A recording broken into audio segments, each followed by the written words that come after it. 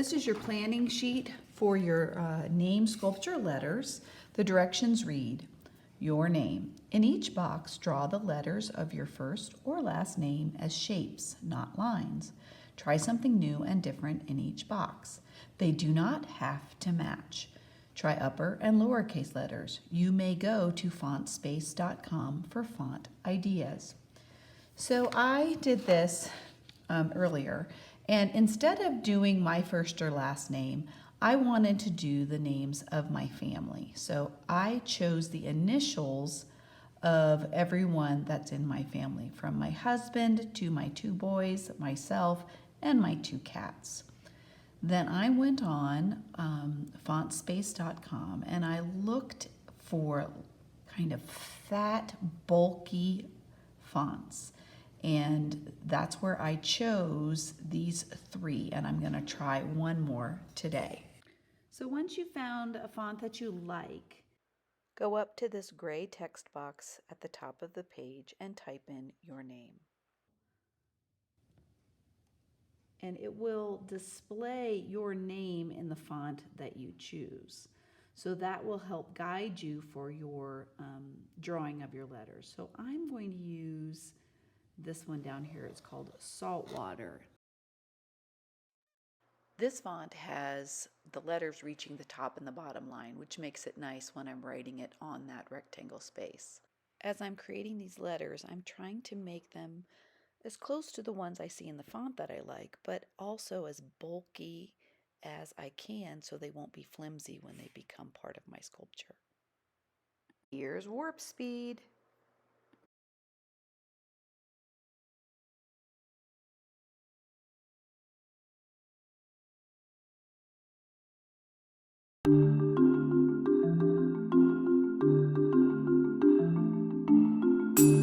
So now I have a lot of options for me to do my name.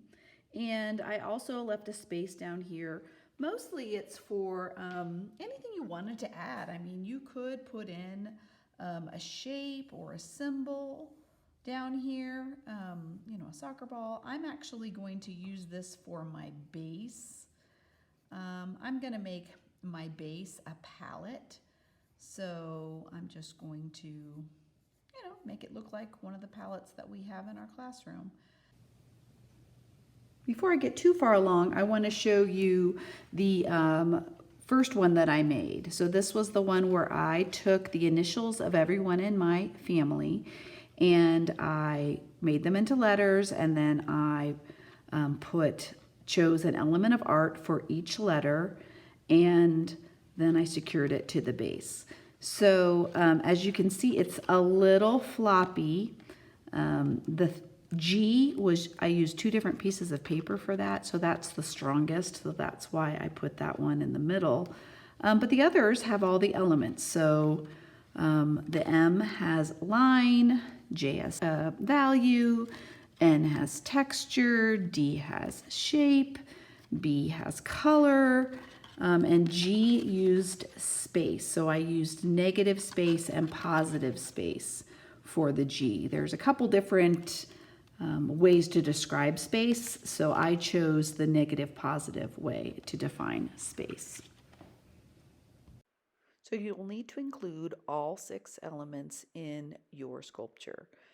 If you have 6 letters, 1 for each element. But if you only have 3 letters, some of your letters will have to share elements. So the elements of art that you are expected to have in your sculpture are line, shape, color, value, texture, and space. I'm just going to give each one of these elements a letter. I'm going to use line to put the design on the T. I'm going to use a single color marker and draw lines. More warp speed magic.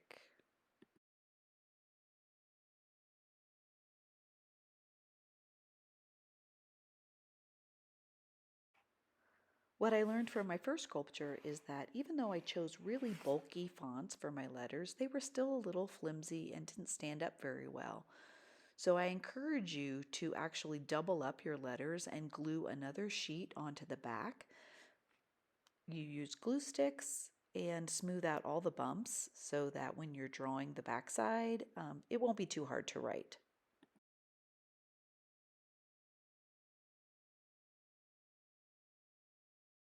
And I do need to create the other side. So you have the option of doing a completely different design using that element on the back. However, I found using a light box and tracing it or holding it up to the window, I just like the way it looked on my final design. So this one I did not. I made two different designs. And this one, I made two different designs. But the rest of them, I actually held them up, or I put them on the light box and I traced it through. So it looks the same on both sides. I retraced a little bit because my marker was so light on my first side, but you just flip it over and trace to your best of your ability the lines that you did on the first side. Warp speed one more time.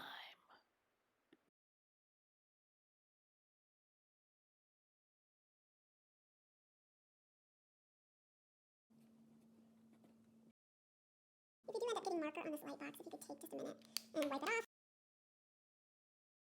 And hey, I have 1 out of 6 letters completed. So I'm going to take time and make the other letters. I'm not going to show you the steps because it's really just the same. You are deciding what element to use, you are drawing it, you are coloring it. Then you, if you want to, double the paper and glue it together and then trace it on the other side. You can use the window. I will have 2 light boxes in the room to use. Now it's time to create your minimum of 4 pieces for your sculpture.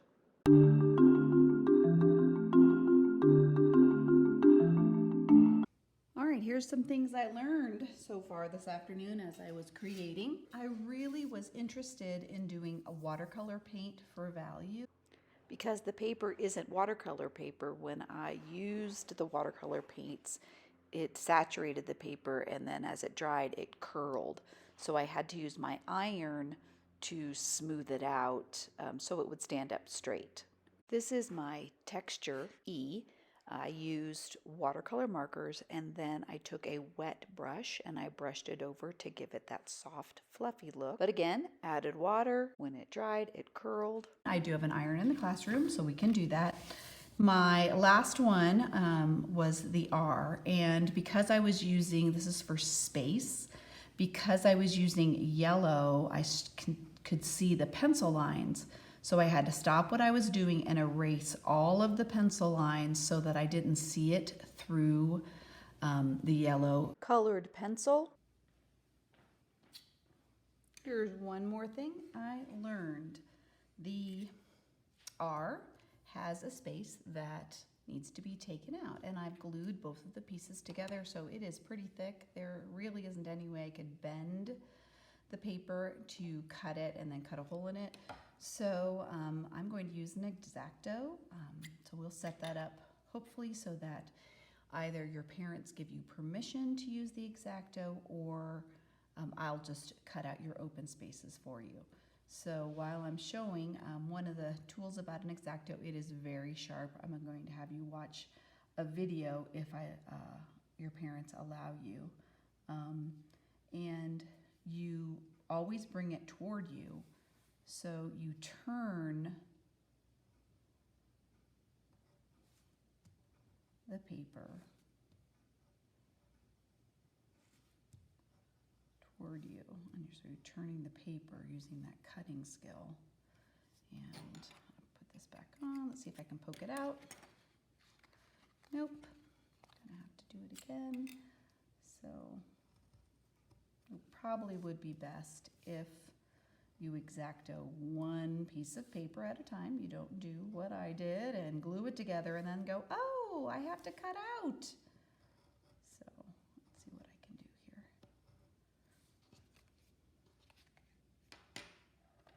There it goes. All right, let me put that lid on there so it's nice and safe. There, so awesome.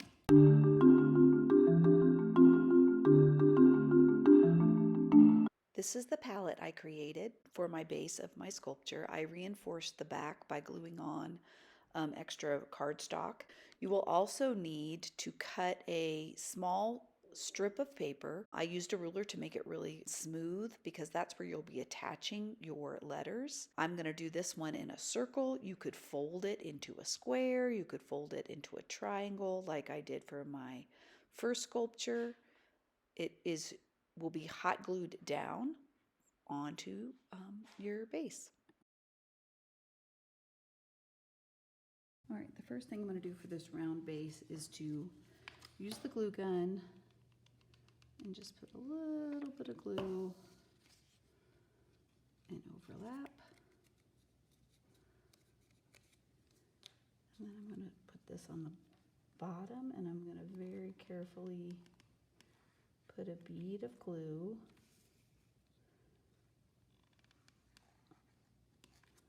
around the edges. When using a glue gun, I am really careful not to put my fingers near the metal tip, as that's really hot and the glue can cause blisters on your fingers. You might have used that before. Okay, so that's attached. So now that we have all our stand in place, we need to think about the order in which we put these. It does not have to be the way your name is. You know, it doesn't have to go Tucker. First piece should be your most sturdy. I'm going to use the R because I have two pieces of paper glued together. And we use the slot cut method. So I'm going to place this over my circle base, and I'm going to use my finger to hold right where it touches the edge of this piece of paper. And I'm going to make a small cut. It's about 1 centimeter. And then that's how it's going to fit together. And then on this side, I'm going to make another small cut. And if my calculations are correct, woohoo, it fits on the stand. Having this sturdy letter is fabulous. Now I have to decide where to put the others. So I kind of hold them up to see where I think they best would go on my sculpture. Put this one here. Oh, I like that one. Again, I'm using the slot cut technique. So I hold my finger where I think it's going to fit together. I make a small slit in one of the letters. It's really about the width of my finger, and then place it on there. It is ideal to have a connection with 2 points, but you have to start somewhere. So this one is only connecting with one, and it keeps falling off. We'll be using hot glue to attach this one. I'm using the glue gun on the back to attach right between the 2 pieces of paper. Ideally, you should hold it in place a few moments as the glue cools and hardens. We are going to warp through my mistakes as I did not wait for it to harden and had to keep fixing it. There we go. Let's see if it stays. All right, so what I'm going to do is that C seems to be having some problems. I'm going to, let's see if I can get my T over to help it. So if I cut my T down here, my C will connect also to the T. So the first thing I'm going to do is make that slit for the T. Again, that slit is no thicker than my finger. And then these two will connect about right here.